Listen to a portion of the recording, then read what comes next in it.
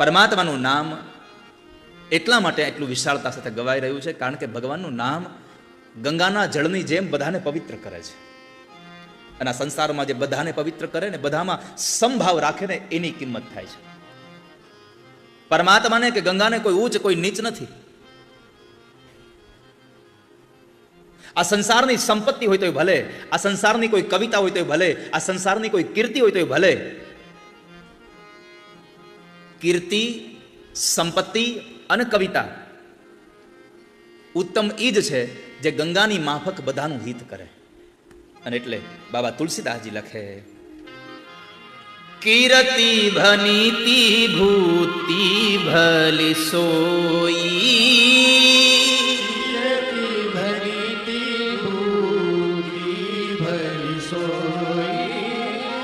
કીર્તિ ભનીતિ ભૂતિ ભલી સોઈ,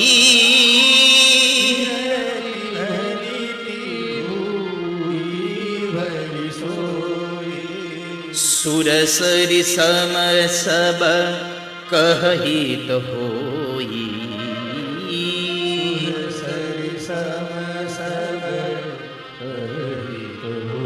સુર સરી સમ સબ કહિત હોય. જેમ ગંગાનો પ્રવાહ બધાને પવિત્ર બનાવે, ન જાતિ જુએ, ન જ્ઞાતિ જુએ, ન વર્ણ જુએ. મનુષ્ય સ્નાન કરે તો પવિત્ર બનાવે, એમાં ભેંસ પડે તો એનાય પાપ ધોવે, એમાં ચકલું જો ફડફડિયા કર્યા હોય તો એનાય પાપ ધોવે. અરે આ બધું છોડો. ગંગાના પ્રવાહનો સ્વભાવ છે કે એ ચાલતી ચાલતી કોઈ કદાચ નાની એવી ગટરમાંથી આમ પસાર થઈ જાય ને તો એ ગટર એ ગંગાજી થઈ જાય પાછી. આવો જેનો સ્વભાવ હોય એ ઉત્તમ છે. અને આવો સ્વભાવ તો આ દુનિયામાં કોનો મળે? આપણા કૃષ્ણ સિવાય, પરમાત્મા સિવાય કોનો આવો સ્વભાવ મળે કે જ્યાં બધાનું કલ્યાણ થાય, બધાનું હિત થાય. અને એટલા માટે કહું છું, ભગવાનની શરણાગતિ કરી લેજો, પરમાત્માની શરણાગતિ કરજો. કારણ કે પતિતોને પાવન કરવા વાળું નામ પણ ભગવાનનું છે. ઈશ્વરનો મહિમા ગાજો અને ભરોસા સાથે કહું છું તમને, પરમાત્માનો શરણનો સ્વીકાર કરશો તો પરમાત્મા તમારો સ્વીકાર કર્યા વગર રહી નહીં શકે. ઈશ્વર તમને સ્વીકાર્યા વગર નહીં રહી શકે.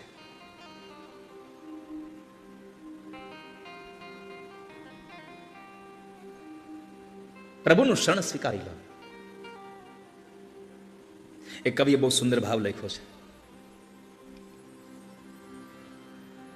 प्रभु हम भी शरणागत है, स्वीकार करो तो जाने, प्रभु हम भी शरणागत है, स्वीकार करो तो जाने, प्रभु हम भी शरणागत है, स्वीकार करो तो जाने,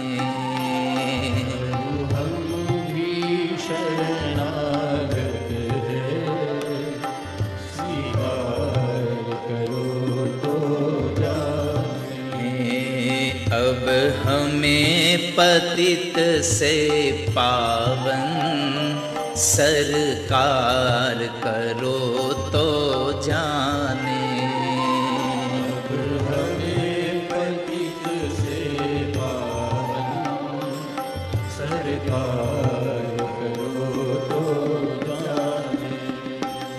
अब हमें पतित से पावन सरकार करो तो जाने, हमें पतित से पावन सरकार करो तो जाने, प्रभु हम भी शरणागत है, स्वीकार करो तो जाने, हम भी शरणागत है, स्वीकार करो तो जाने.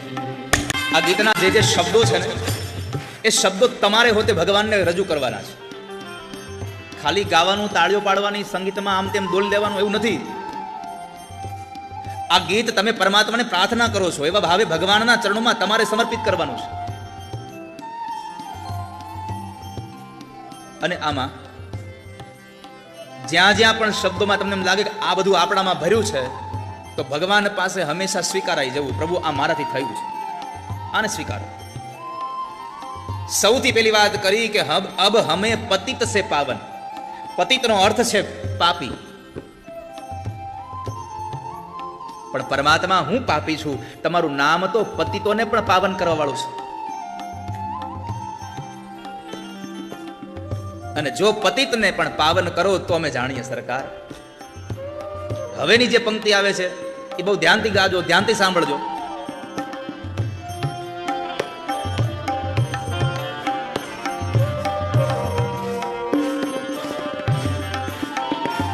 क्या मुख से बिनय सुनाए, हम कैसे तुझको ध्याए. मुख से विनय सुनाए, हम कैसे तुझको ध्याए. क्या मुख से बिनय सुनाए, हम कैसे तुझको ध्याए.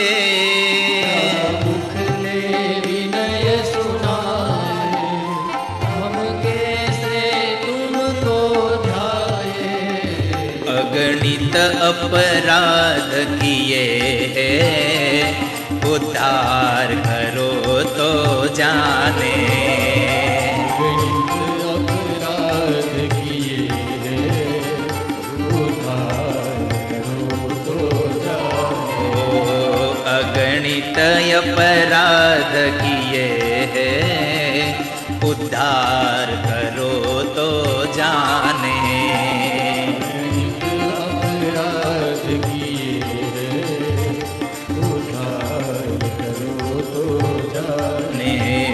प्रभु हम भी शरणागत है, स्वीकार करो तो जाने.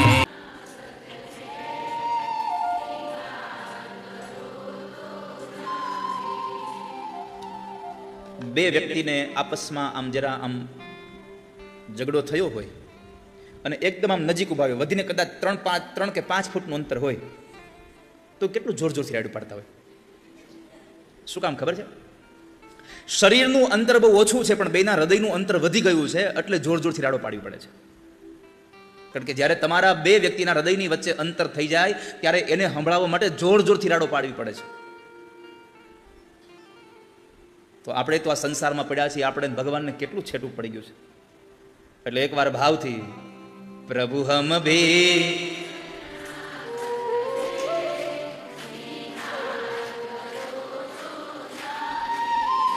अब हमें पतित से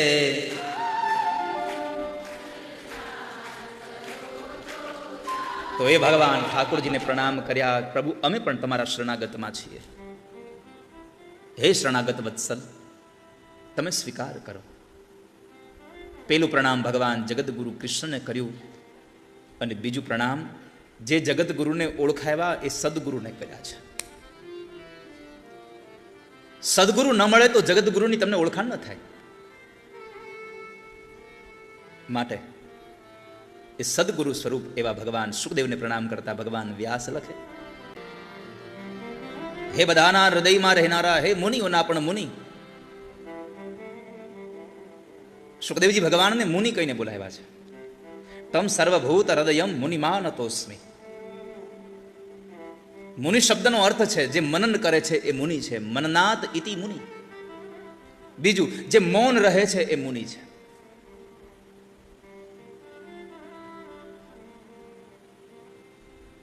અને મૌન રહેવું બહુ અઘરું છે, અને એના કરતા અઘરું ઓછું બોલવું અઘરું છે. મૌન રહેવું તો હજી કઈ સહેલું, આપણે કહેવાય મારે મૌન છે, પણ ઓછું બોલવું એ તો બહુ અઘરું છે. પણ અહીંયા મૌન રહીને પરમાત્માનું જે ચિંતન કરતા રહે છે એવા ભગવાન સુખદેવને વંદન કર્યા છે. જે જન્મતાની સાથે જંગલના માર્ગે દોડતા થયા, જેને માના ઉદરમાંથી જ પોતાના બાપને કીધું કે મને કૃષ્ણના દર્શન કરાવો તો હું બહાર આવું, પણ સંતાન આવું દેદીપ્યમાન ક્યારે પ્રગટે? તો કહે છે કે જ્યારે માના સંસ્કાર પડે તો ધરાવીને ધાન ન નીપજે, કુળવીને માડું ન હોય, જેસલ જખરો નીપજે, જેની માં હોથલ પદમણી હોય. જેની માં સારી હોય ના સંતાનો સારા થાય.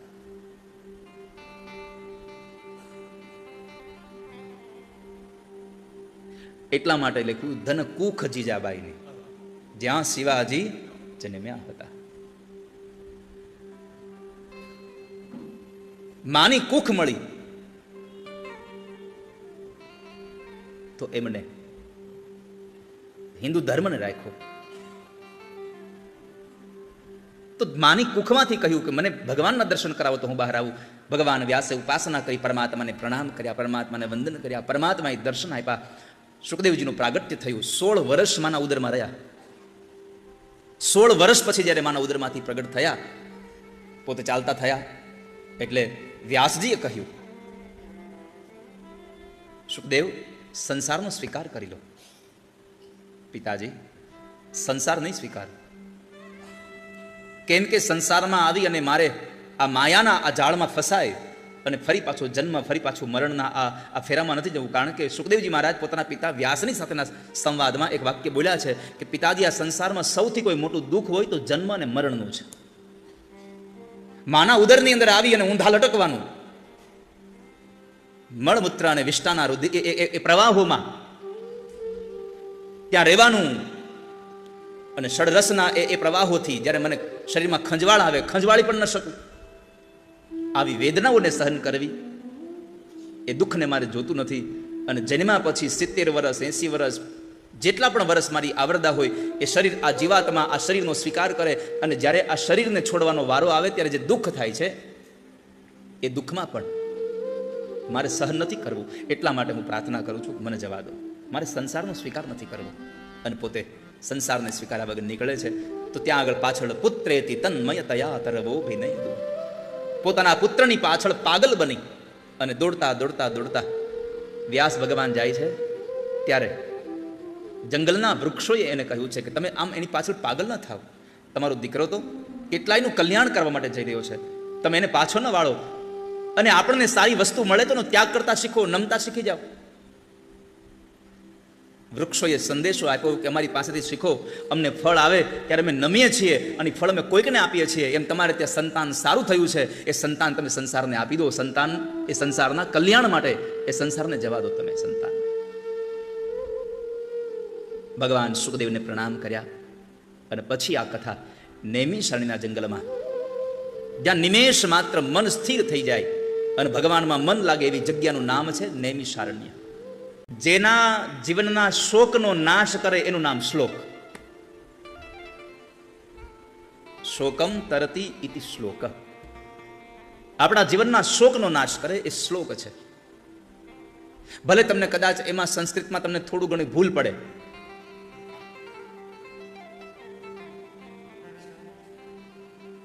ભાગવતજીમાં લખ્યું છે શ્લોકાર્ધમ શ્લોકપાદમ વા. એક શ્લોક ગાવ તોય પુણ્ય મળે, એક ન ગાવ, અડધો ગાવ તોય તમને પુણ્ય મળે, અને અડધાનો અડધો શ્લોક તમારાથી ગવાઈ જાય તોય તમારું ભગવાન મંગલ કરનારા થઈ જાય છે. એટલા માટે તમને અહીંયા શ્લોક આપ્યા છે, સાથે ગાવા લાગો. તમે આ તમારા માટે મહેનત કરી છે, અમારી પાસે તો છે જ. તમે સાથે ગુણગુણાવી શકો એટલા માટે થઈને આ મહેનત કરીએ છીએ.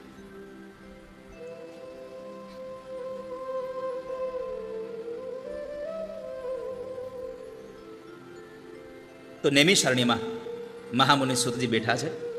શૌનકજીઓ ત્યાં આવે છે. 88,000 શૌનકાદિક ઋષિમુનિઓ એમનું અભિવાદન કર્યું છે, જે પુરાણોની સતત કથા કરતા રહે છે. આપણને પ્રશ્ન થશે, આ પુરાણોની કથા કરે છે, આ પુરાણ એટલે શું? પુરાણ એટલે શું? તો એના માટે સંસ્કૃતમાં લખ્યું છે પુરાણી અંતઃકરણાની જીવ હૃદયાની અનતિ ઉજ્જીવયતી ઇતિ પુરાણમ. પુરાણી અંતઃકરણાની, જે લોકોના હૃદયને પરિપૂર્ણ કરતું રહે છે એનું નામ છે પુરાણ. વેદોની પેલા જે રચાયા એ પુરાણો છે. વેદ તો પછી આવ્યો, પેલા પુરાણો આવ્યા છે. શાસ્ત્રોમાં વાંચ્યું છે મેં કે બ્રહ્માજીએ પુરાણો પોતાના હૃદયસ્થ કર્યા હતા, પણ વેદોને હૃદયસ્થ કરવા હતા એટલે પુરાણોને એને ગાયા, એ પુરાણોને એને પેલા પોતાનામાંથી કાઢી નાખ્યા અને પછી જે ભરાયા એ વેદો ભરાયા. એટલે આમ જોવા જાવ તો વેદથી પણ પુરાણ કોઈ હોય તો એ પુરાણો છે. તો એવા પુરાણો અને શોનું કોઈ પ્રાર્થના કરી, ગુરુદેવ અમારા માટે એક પ્રાર્થના છે, અમે તમારી પાસે પ્રાર્થના કરીએ છીએ. અજ્ઞાન ધ્વાંત વિધ્વંસ કોટિ સૂર્ય સમપ્રભ. આકાશમાં એક સૂર્ય ઉગે અને જેમ અંધકારનો નાશ થઈ જાય એવી જ રીતે હે ગુરુદેવ તમારા જ્ઞાનના આ દીપકથી અમારી અંદર રહેલા અજ્ઞાનનો બધો જ અંધકાર વયો જાય છે. માટે અમે પ્રાર્થના કરીએ છીએ અમારી અંદર રહેલા અજ્ઞાનના એ અંધકારને દૂર કરવા માટે તમે સહારો બની જાઓ. ગુરુદેવ સહારા બન જાઓ, ગુરુદેવ સહારા બન જાઓ, ભગવાન ભરોસા બન જાઓ, ભગવાન ભરોસા બન જાઓ, ગુરુદેવ સહારા બન જાઓ, ગુરુદેવ સહારા બન જાઓ. ગુરુની પાસે જઈ અને શિસ્તબદ્ધ બેઠા છે, બે હાથ જોડીને બેઠા છે, મસ્તક ઝુકાવીને બેઠા છે. અને આમ પણ આ સંસારમાં આપણે ક્યાં બેઠા છીએ આપણને એનો ખ્યાલ હોવો જોઈએ. તમે ઘરમાં આમ સોફામાંથી પગ લાંબા કરીને બેઠા હો અને અચાનક બેલ વગડે, તમે કેમ થઈ તરત છે? પછી ખબર પડે આ તો કુરિયર વાળા આવ્યા હતા.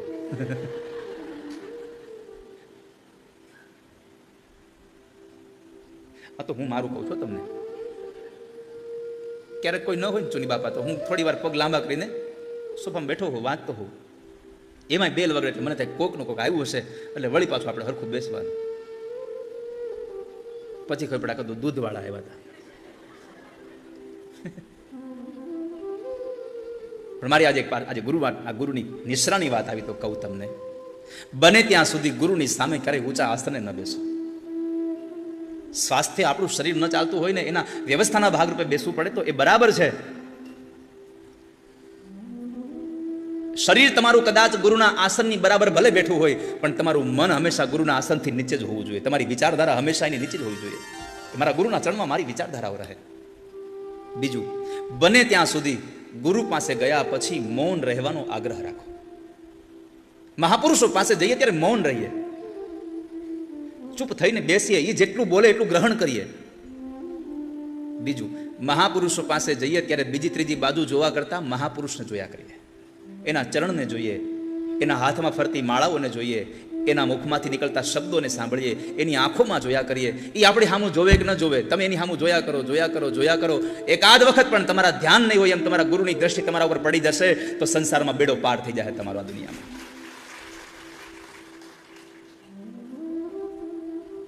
બીજું, આવી કથાઓમાં જઈએ, મંદિરોમાં જઈએ, કોઈ મહાપુરુષો પાસે જઈએ તો બને ત્યાં સુધી માથું ઢાંકીને રહીએ.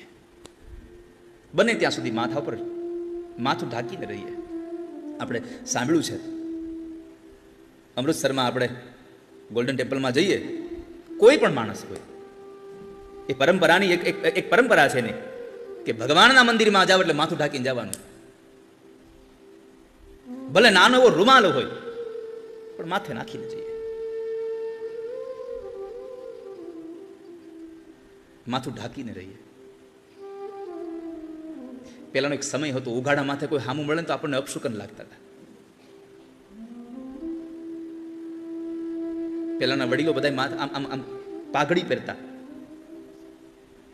માથું ઢાંકતા.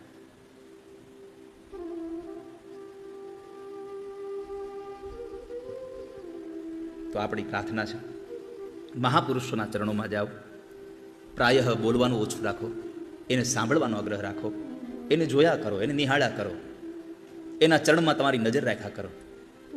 આજ નહીં તો કાલ તમને સ્વીકાર કર્યા વગર નહીં ચાલે એમ થાય. અને કદાચ તમને 2-5 દિવસ તમે જાવ અને તમને કદાચ ત્યાં તમારો સ્વીકાર ન થાય તો હારી ન જવું, કદાચ કસોટી થતી હોય.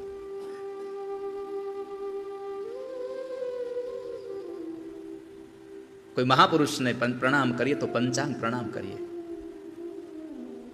અમારે ચુની બાપા આ ઉંમરે ઈન સવિતાબા ઘરે આવે તો આજની તારીખે મને હજી હું એને ના પાડું છતાં પણ એ જ્યારે જ્યારે આવે ત્યારે મને નીચે બેસીને પગે લાગ્યા વગર કોઈ દિવસ આ બેમાંથી કે જાય નહીં. અરવિંદભાઈ અમારા આ બધા જ આ સત્સંગના માધ્યમથી આ બધું શીખાયું છે કે આપણે આમ વડીલોને પગે લાગવું જોઈએ, આપણા મહાપુરુષોને આમ પગે લાગવું જોઈએ. તો ભગવાનના મંદિરમાં માથું ઢાંકીને જઈએ, કથાઓમાં બેસીએ, અનુકૂળતા હોય તો માથું ઢાંકીને બેસીએ.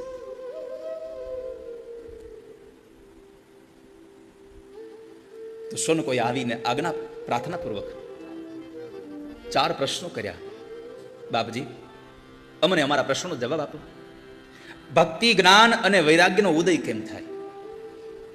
બીજો પ્રશ્ન, આ સંસારના બધા જીવોનો ઉદ્ધાર કેમ થાય? ત્રીજો પ્રશ્ન, જીવાત્માનો આસુરી સ્વભાવ કેવી રીતે છૂટી શકે એની અમારા પર કૃપા કરો. આપણે મનુષ્ય શરીરમાં જન્મા છતાં સ્વભાવ આસુરી વૃત્તિનો છે. એ આસુરી વૃત્તિ અમારી કેમ છૂટે એની અમારા પર કૃપા કરો. અને ચોથી વાત કે સંસારી જીવને ભગવદ પ્રાપ્તિનું સરળ અને સુગમ સાધન કયું છે એ અમને બતાવો. આ 4 પ્રશ્નો જવાબ અમને તમે આપો, અમે તમારા પાસેથી પ્રાર્થના કરીએ છીએ. પછી કહ્યું, બાપજી, આ બધા જ ક્લેશ દૂર કેમ થાય એની અમારા પર કૃપા કરો. જીવનમાંથી ક્લેશ દૂર કરવા હોય ને તો ભગવાનની આવશ્યકતા છે, ભોગની નહીં. આપણે તો ભોગ ભોગવતા ભોગવતા ક્લેશને દૂર કરવા છે. ઘણા લોકોને વજન ઉતારવો છે ને ખાવાનું બંધ નથી કરવું. બે તો કેમ મેળાવે? આ તો મેં સામાન્ય તમને દ્રષ્ટાંત આપ્યું છે. એવી જ રીતે આ સંસારના કોઈ પણ ક્લેશને દૂર કરવા હોય તો ભોગનો નાશ કરી દો, ભગવાનને ભજતા થઈ જાઓ. ભગવાનને ભજતા, જેમ દવા લેતા રહેતા જમતા જમતા આપણે દવાઈ લેવાની, જમવાનું ખરું, વળી પાછું રોગમાંથી નિવૃત્તિ થાય, એમ ભોગ ભોગવતા ભોગવતા પણ પરમાત્માના નામની ટેબ્લેટ લીધા કરો. આજ નહીં તો કાલ, કાલ નહીં તો પછીના દિવસે પણ તમારા આ ક્લેશનો તાવ ગયા વગર નહીં રહી શકે. ભૂખા પેટે કઈ થોડી દવા લેવાય? બહુ સીધી વાત છે. ભૂખા પેટે દવા ન લેવાય. એટલે જમીને પણ ભગવાનના નામની ટેબ્લેટ લઈ લેવી. જેમાં પહેલા લેવી, ઘણી ટેબ્લેટ જેમાં પહેલા હોતી હોય, ખબર છે ને? તો એમ જમવા બેસો ત્યારે પરમાત્માને યાદ કરો, એ ભૂખા પેટની ટેબ્લેટ છે. જેમાં પહેલા ભગવાનને યાદ કરો. બીજી વાત, જમી લીધા પછી ભગવાનને યાદ કરો. અને જો જેમાં પછી ભગવાનને યાદ નહીં કરો, જેમાં પહેલા ભગવાનને યાદ નહીં કરો તો પર્યાણે યાદ કરાવશે. કેમ? અપચો થાય, એ પેટમાંથી અગ્નિ સ્વરૂપે વ્યાજ આવે. એટલા માટે પ્રભુને યાદ કરો, ઈશ્વરને યાદ કરો. ક્લેશને દૂર કરવા હોય તો સત્પુરુષોનો આશ્રય લઈ લો, મહાપુરુષોનો આશ્રય લઈ લો. કારણ કે આ સંસારમાં મહાપુરુષ તમને જે આપી શકે છે બીજું આ સંસારમાં કોઈ નથી આપી શકતું. એટલે ભાગવત કહે, ચિંતામણિર્લોક સુખમ સુરદ્રુહ સ્વર્ગ સંપદા. મણિર્લોક સુખમ, કદાચ તમને મણિ મળી જાય તો તમને આ લોકનું સુખ મળે. સુરદ્રુહ સ્વર્ગ સંપદમ, કદાચ ઇન્દ્ર મળી જાય તો સ્વર્ગનું સુખ આપી શકે. પણ જો સત્પુરુષ મળી જાય, કોઈ સદગુરુ મળી જાય, મિલે એક એસા સંત ફકીર જો પહોંચા દે ભવ નદિયા કે તીર. કોઈ એક સાધુ મળી જાય, એક મહાપુરુષ મળી જાય, એક જ્ઞાની પુરુષ મળી જાય તો તમને ન સ્વર્ગનું સુખ અપાવે, ન આ લોકનું સુખ અપાવે, તમને સીધું વૈકુંઠનું સુખ અપાવે. જે યોગીઓને દુર્લભ છે એવું વૈકુંઠ તમને અપાવી દે. વૈકુંઠનો અર્થ શું છે? જ્યાં શાંતિ હોય, જ્યાં આનંદ હોય, જ્યાં ક્લેશ ન હોય. અને એટલા માટે જ તમે જુઓ, ગોકુળમાં પણ નંદ બાબાના ઘરને વૈકુંઠ જેવું કહેવાતું હતું. કેમ? આપણે આરતીમાં પુનિત મહારાજ ગાય છે, નંદ યશોદા ઘેર વૈકુંઠ ઉતાર્યું વાલે. વૈકુંઠ ઉતાર્યું. કાલિય મર્દન કીધો, ઇન્દ્રિયોનો જો ધ્યાસ હતો, ઇન્દ્રિયોની અંદર જે વિષયોનું સુખ, વિષયોનું જે વિષ ભર્યું હતું એને માર્યો. કેવી રીતે? ગાયોને ચારી, ગોચરણ કર્યું. ગોચરણનો અર્થ છે ગો એટલે ઇન્દ્રિયો. ઇન્દ્રિયોનું જેણે પાલન પોષણ કરી, ઇન્દ્રિયોમાં રહેલું જે વિષયા સુખ છે, વિષયાનંદ છે એને કાપ્યું. અને જ્યારે ઇન્દ્રિયોમાંથી વિષયોનું વિષ નીકળી જાય એટલે તમારા જીવનમાં વૈકુંઠ જેવું સુખ પ્રાપ્ત થયા વગર રહી ન શકે. એટલે કહ્યું નંદ યશોદા ઘેર વૈકુંઠ ઉતાર્યું. વૈકુંઠ ઉતાર્યું. ભગવાને નંદ બાબાના ઘરે વૈકુંઠ ઉતારી દીધું. કેમ? નકર ઘણી વખત એક જ ઘરમાં રહેનારા વ્યક્તિ હોય, વર્ષોથી સાથે રહેતા હોય, છતાંય એકબીજાનું બોલ્યું ન ગમે, એકબીજાનું બોલ્યું કરડવા દોડે. તું તો બોલતો જ નહીં એમ કે. વર્ષોથી ભેગા રહેતા હોય, પણ નંદ બાબાના ઘરે બધાની અંદર પ્રેમ છવાઈ ગયો. કેમ? ભગવાન આવ્યા અને બધાને સમજણ આપી. જ્યાં સમજણનું સુખ મળે ત્યાં વૈકુંઠનું સુખ પ્રાપ્ત થઈ જાય તમને. જ્યાં સમજણ મળી જાય, સદગુરુ સમજણ આપે છે. સત્પુરુષનો સંગ થાય. સત્પુરુષનો સંગ જડતાને છોડે છે, આપણી જડ બુદ્ધિનો ત્યાગ કરાવે છે. સત્પુરુષના સંગથી શું થાય? બીજી વાત, સત્પુરુષના સંગથી આપણામાં હિંમત આવી જાય. હે નહીં?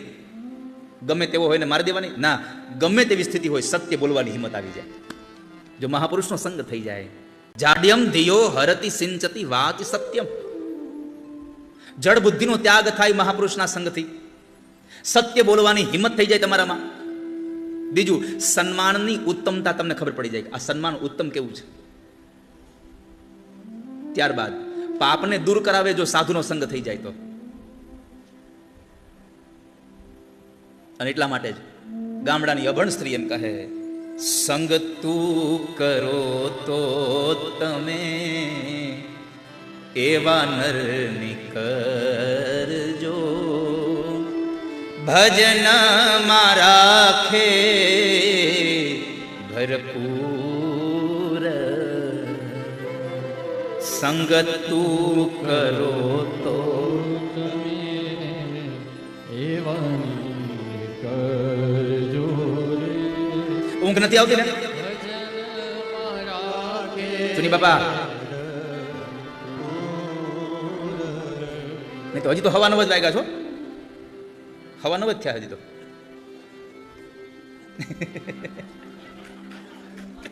કાલે 11:30 થયા, આજે હવા 9 ઉભી રહી ગઈ છે.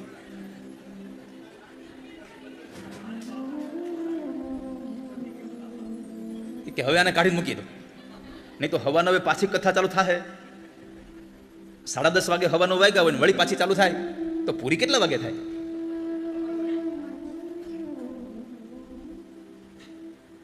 પણ પુનઃ એકવાર, સંગ તું કરો તો તમે એવા નર નિકરજો, ભજન મારા ખે ભરપૂર. જેને સંગ કરવો છે એવા માણસનો કરવો જે ભજનમાં તમને તરબોળ કરી દે. સંગ એનો કરાય જે આપણને ભગવાનની તરફ લઈ જાય. અને ભગવાનની તરફ તમને જો કોઈ ન લઈ જાય તો સમજવું, ભાગવતીના 5મા સ્કંદના 5મા અધ્યાયમાં એક શ્લોક આપ્યો છે લગભગ, ગુરુર ન સત્સ્યાત સ્વજનો ન સત્સ્યાત. આ સંસારમાં ગુરુ નથી જો તમને ભગવાન તરફ ગતિ ન કરાવે. સ્વજન નથી જો ભગવાન તરફ તમને રસ્તો ન બતાવે. તમારો પિતા નથી, માં નથી જો તમને ભગવાનનો રસ્તો ન બતાવે. અરે તમારો પતિ નથી જો ભગવાનનો રસ્તો ન બતાવે. તમારો કોઈ સગો નથી જો તમને ભગવાનનો રસ્તો ન બતાવે. તો માટે સંગ કરો તો એવા નો કરો જે ભગવાનમાં તમને જોડી દે, જે ભગવાનમાં તમને લઈ જાય. અને સાધુનો સંગ કરો તો શું ન થાય? બારડોલી પાસેનું એક નાનું ગામડું છે અને ત્યાં વર્ષો પહેલા એક સત્ય ઘટના બનેલી. એક નાના એવા ગામડાની અંદર એક આશ્રમ શાળા, અને એ આશ્રમ શાળામાં એક મહાત્માજીનું સત્સંગ પ્રવચન રાખવામાં આવ્યું. હવે અત્યારે આપણે સ્કૂલોમાં મોટિવેશનલ સ્પીકરો આવે છે, જે રીતે ત્યારે મહાપુરુષને બોલાવ્યા, સત્સંગ માટે સંતને બોલાવ્યા, અને એ સંતે 1.5 કલાકનું એક પ્રવચન આપ્યું. અને પછી પોતાના સ્વભાવ મુજબ એક ખેતરની અંદર ખુલ્લી જગ્યામાં ફરતા હતા. 2 નાના વિદ્યાર્થીઓ આવ્યા. 1.5 કલાકના પ્રવચનનો કેટલો પ્રભાવ, સત્સંગનો કેટલો પ્રભાવ, એક સાધુ પુરુષની નિશ્રામાં બેસવાનો પ્રભાવ કેટલો, એની આ કથા તમને કહું છું.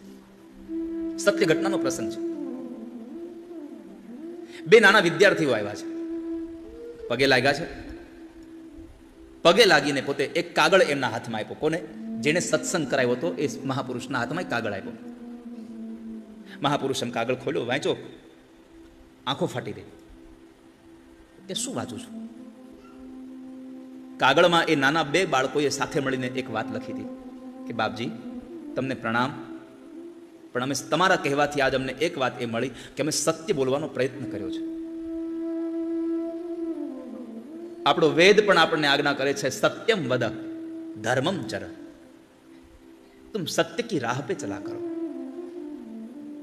તું સત્યનું આચરણ કર. પણ અત્યારે તો માણસને રાતોરાત પૈસા વાળું થવું એટલે અસત્ય બોલ્યા વગર હાલે નહીં. શોર્ટકટ રસ્તો છે, અસત્ય બોલો. અસત્યથી મેળવેલી સંપત્તિ તમને રાતોરાત ધનવાન બનાવે છે. સત્યના માર્ગ ઉપર મેળવેલી સંપત્તિ તમને બહુ લાંબા સમય કદાચ થોડી સંપત્તિવાન બનાવે, પણ અસત્યથી મેળવેલી સંપત્તિ રાતોરાત વહી જાય છે અને સત્યથી મેળવેલી સંપત્તિ પેઢીઓ સુધી ચાલતી રહે છે તમારી. માટે અસત્યના માર્ગથી સંપત્તિનો આશ્રય ન કરીએ, સંપત્તિને લઈ આવીએ નહીં કોઈ દિવસ. બાપજી તમારા પ્રવચનને સાંભળીને અમે સત્ય બોલવાનો પ્રયત્ન કર્યો છે. સાચું કહું, હું દારૂ તાળી પીઉં છું. પ્રાથમિક શાળાનો, આશ્રમ શાળાનો એક વિદ્યાર્થી કહે છે હું દારૂ તાળી પીઉં છું. બાપજી હું ધૂમ્રપાન કરું છું. બાપજી હું જૂઠું બહુ બોલું છું, હું ચોરી કરું છું અને હું જુગારી રમું છું. પણ સાચું કહું, આજે તમારો 1.5 કલાકનો સત્સંગ સાંભળ્યો પછી મને સમજાયું અને મેં પ્રતિજ્ઞા કરી છે કે આજ પછી ક્યારે દારૂ નહીં પીવું, આજ પછી ક્યારે વ્યસન નહીં કરું, આજ પછી ક્યારે જૂઠું નહીં બોલું, આજ પછી ક્યારે જુગાર નહીં રમું, આજ પછી ક્યારે ચોરી નહીં કરું. મારા જીવનના જેટલા પણ કુટેવ છે બધા જ કુટેવોને કાઢવા માટે હું કટિબદ્ધ થયો છું. હું પ્રતિજ્ઞા કરું છું કે મારું જીવન સારા માર્ગે લઈ જઈશ. આ બે બાળકોએ કહ્યું, પણ પેલા મહાત્માજીથી રહેવાયું ને એટલે પ્રશ્ન કર્યો કે આ બધી વાત તો બરાબર છે, તમે પ્રતિજ્ઞા કરો છો, તમે ચાલો સ્વીકાર લીધું, પણ પેલા મને એ તો કહો તમારી આટલી અમથી ઉંમરમાં આ કુટેવો તમને આવી ક્યાંથી? છોકરાઓ શું કીધું ખબર છે? શું કીધું છે? કયો લ્યો. અમારા ઘરમાંથી. અને વાત સાચી છે, કુવામાં હોય એવું અવેડામાં આવે. અમારા ઘરમાંથી આ કુટેવ અમને આવી. કેમ? તો કહે છે મારા બાપુજી આવું બધું કરે છે, મારી માને મારે છે, પણ અમે નિર્ણય કર્યો છે કે હવે અમે દારૂ નહીં પીએ, અમે આવા વ્યસન નહીં કરીએ, કુટેવ નહીં રાખીએ. મહાત્માજીએ પૂછ્યું કે તમે આ પ્રતિજ્ઞા કરો છો, વાત બરાબર છે, પણ ઘરે જશો અને તમારા પિતાજીને આ બધી જ કુટેવો છે તો ત્યાં શું કરશો? પછી આ પ્રતિજ્ઞા તમને વળગી રહેશે ખરી? કારણ કે આપણે અહીંયા તો કથા મંડપમાં કહી દઈએ કે કાલથી હું માવો નહીં ખાવ, અને પાછું કાલથી આજથી ન કરે. તમે જોજો, વ્યસન મૂકવાવાળો માણસ એમ જ કે હું કાલથી નહીં કરું વ્યસન. હવે એ કોઈ દી એમ ન કે હું અત્યારથી વ્યસન નહીં કરું, કાલથી જ નહીં કરું એમ બોલે. આ પ્રતિજ્ઞા તમને વળગી રહેશો? અને ત્યારે બાળકોએ બે કહ્યું કે હા બાપજી અમે અમારી પ્રતિજ્ઞાને વળગી રહેશું. કદાચ અમારા પિતાજીની કુટેવો અમને અડચણરૂપ બનશે તો અમે પ્રતિજ્ઞા કરીએ છીએ કે એને પણ સમજાવવાના પ્રયત્નો કરીશું, એની પણ કુટેવો કાઢીશું. પણ તમારા સત્સંગને સાંભળ્યા પછી હવે નક્કી કર્યું છે કે અમારું જીવન બરબાદ નહીં થવા દઈએ. એક સાધુના 1.5 કલાકના પ્રવચનમાં કોઈ માણસની જિંદગી પણ સુધારવાની તાકાત છે. એક ઘડી આધી ઘડી આધી મેં પુનિયાદ, તુલસી સંગત સાધુ કી કટે કોટી અપરાધ. તમારા કરોડો જન્મના પાપને ધોવડાવી નાખે એટલી તાકાત કોઈનામાં હોય તો સાધુના એક સત્સંગમાં પડી છે, એક મહાપુરુષના સંગમાં પડી છે, એક સારા માણસના સંગમાં. અને સાધુ પુરુષનો સંગ એટલે યાદ રાખજો વાલા સ્વજનો, સાધુ એટલે ખાલી કપડાં બદલીને થયા એની વાત નથી કરતો હું. તો સ્વભાવથી જે સાધુ છે એની વાત કરી રહ્યો છું, જે સ્વભાવથી સાધુ છે. મારી દ્રષ્ટિમાં તો કોઈ પેન્ટ શર્ટમાં સાધુ હોય છે, જે બીજાનું દુઃખ જોઈ અને દ્રવી જાય એ આ સંસારનો સાધુ છે. જેમ અગ્નિની ઉપર માખણ મૂકો અને માખણ પીગળી જાય, એમ સંસારના કોઈ પણ માણસનું દુઃખ જોઈ અને જેની આંખ ભરાઈ આવે તો સમજવું આ સાધુ છે.